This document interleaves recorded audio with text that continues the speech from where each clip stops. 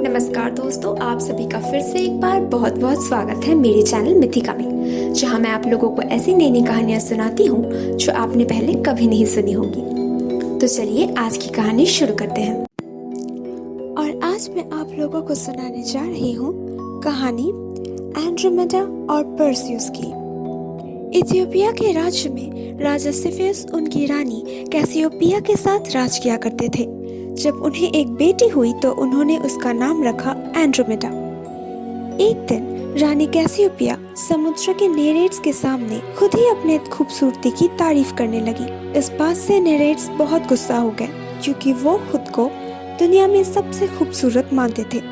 और वो लोग इस बात की शिकायत करने अपने पिता समुद्र के देवता पोसेइडन के पास गए और रानी को सजा देने के लिए कहा। पोसेइडन ने इथियोपिया में एक बड़े से समुद्री ड्रैगन को भेजा ताकि वो इथियोपिया को तबाह करके रानी कैसियोपिया को मार डाले। राजा सिफियस बहुत डर गए और देवता अपोलो के ओरेकल के पास मदद मांगने गए। ओरेकल ने राजा से कहा, जब तक राजा अपनी बेटी एंड्रोमेडा को बलि नहीं चढ़ाएंगे तब तक वो समुद्री ड्रैगन शांत नहीं होगा।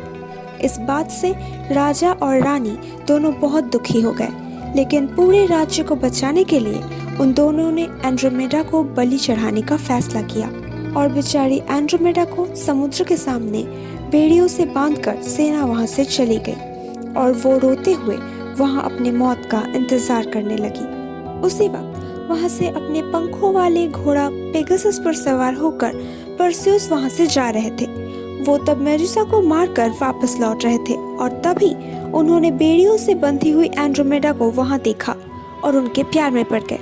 जब वो समुद्री ड्रैगन एंड्रोमेडा को निगलने आ रहा था तब परसियस ने उस पर वार किया।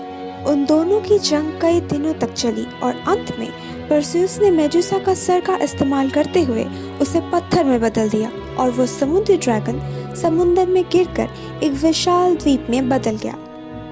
परसियस ने एंड्रोमेडा को बेड़ियों से मुक्त करके वापस राजा सिफियस के पास ले आए और वहां राजा ने उन दोनों की शादी करा दी।